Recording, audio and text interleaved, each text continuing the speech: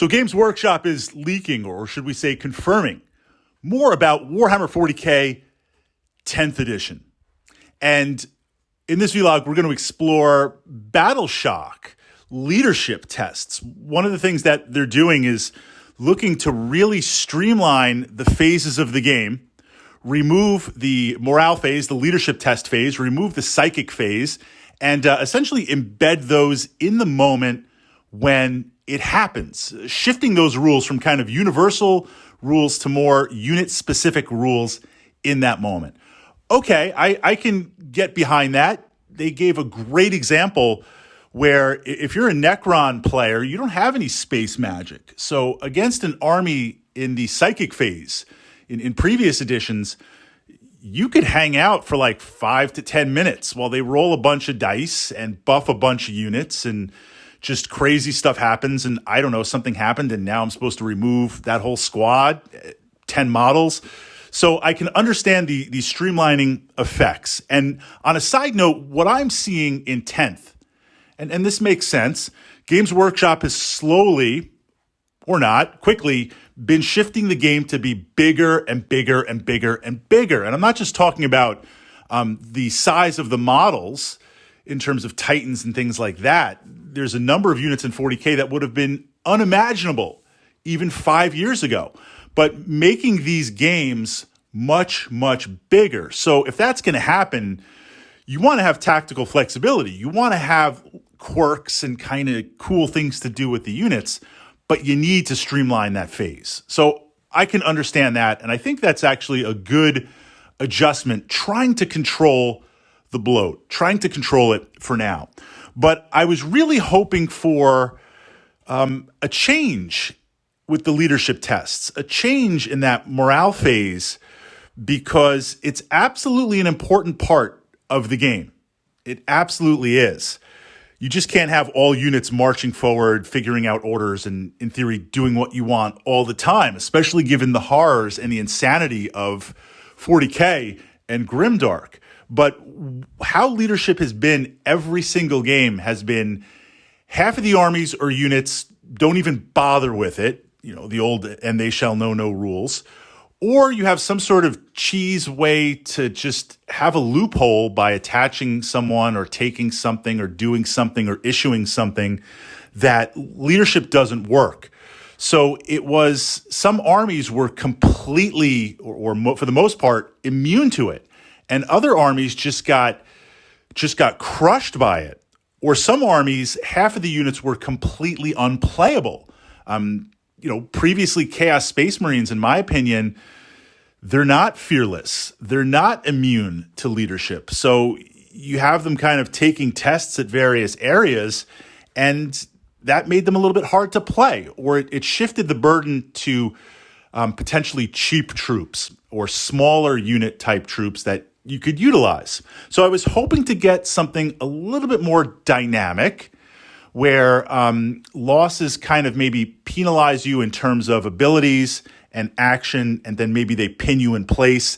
I guess kind of looking towards Chain of Command or some of the other type of wargaming rule sets that are streamlined and handle this idea of leadership, morale, or battle shock really well. Well, we didn't quite get that. We got some other adjustments, keeping it with the unit as opposed to army-wide, which I think is good. You know, when I heard they were redoing that phase of the game, I'm thinking back to playing my Goblin army from Warhammer Fantasy back in the day, where admittedly, I was playing all goblins. I had no orcs in the army. It was an entirely themed goblin army. At real time, I had close to 800 goblins on the table.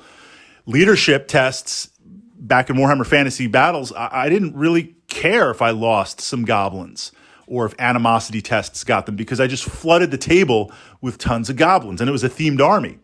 But there was one time where I had one of my goblin shamans miscast. His head exploded, and on the table that causes a leadership test, and it was a cascading wave down the entire army of test after test after test, with me rolling awful and just failing and having like my whole army run off the table. And it's like, I just spent 40 minutes setting these armies up with the movement trays and everything. Like, let's just reset the game and start over. So I won't say where I wanted wide army area effect leadership tests where if your captain or someone got killed, it cascades down your army, or kind of the old fear type things where you'd have some monster fly down your lines and scare you. I knew Games Workshop wasn't going to go there, but I was hoping for something a little bit better. I mean, this is 40K 10th. It's a chance to kind of reboot, reset, retool everything. Okay, within that framework, though, Battle Shock, okay, when the unit gets below half strength, I'm going to roll 2d6, and if it's greater to or equal then the best leadership, the test is passed. Otherwise, it's failed, and now that unit is going to get hammered. The list here, objective controlled characteristics of all model is 0, so I'm not going to be able to work on mission objectives. Okay, if it falls back, I need to take a desperate escape test for every model in the unit, and its controlling player cannot use stratagems to affect that unit. So essentially, if I fail that, I'm stuck. Tactically, reliability, and in terms of being able to have area control, that unit is out. Well, what this tells me here is, given the size of the game and how powerful shooting has become, and I'm hoping for something in the close combat phase. I'm hoping to get my bolt pistol and chainsword on, but this is the first thing I see. Given how the size of the games has generally ramped up and gotten much bigger, and of course you can play 40K at any different sizes, but it's gotten bigger. The buckets of dice have gotten bigger and bigger, where I think what I'm seeing right now, agree or disagree, massive hordes, massive unit sizes. Because previously MSU, multiple small units back in the day, there's so much more firepower now. If I take a small unit, it just gets wiped out. So then you look at that balance where I need to have a unit big enough that it can fire back enough, cause some damage, absorb a little bit of wounds. If it gets down to a couple of models left, then maybe I run away or park it next to another unit and have both of them fire into another unit.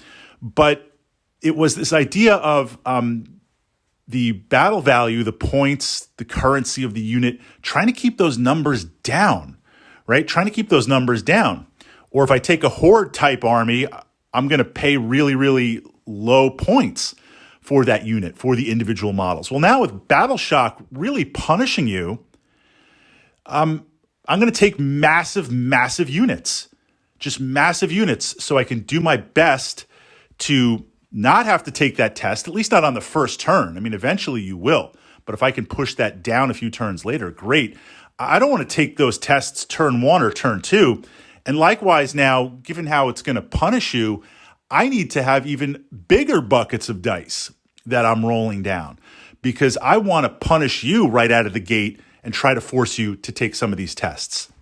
That's what I'm seeing with the change. And of course, layered over that, what armies are going to have, they're immune to this, they're fearless to that, they shall know no rules, die hard, whatever labels we want to put, those units in the game, they're just going to ignore this. And the armies that are not immune to this or have to pay a premium tax to make it possible, they're going to be really punished for it. They're really going to be punished. So I like the idea that they're streamlining it. I like the idea that they're condensing the phases. I do think, again, given the horrors of Grimdark, look, we need some sort of leadership test. We need some sort of unit morale test. But there were better ways to do it than just kind of pile it on and make you test in that way. And it's similar to how we've tested in previous editions, but now the penalty is much, much higher. And on top of that, again, the size of the game's getting bigger and bigger. I don't want to take that test turn 1 on certain units, especially if they're vulnerable to it and I have no way to bypass it.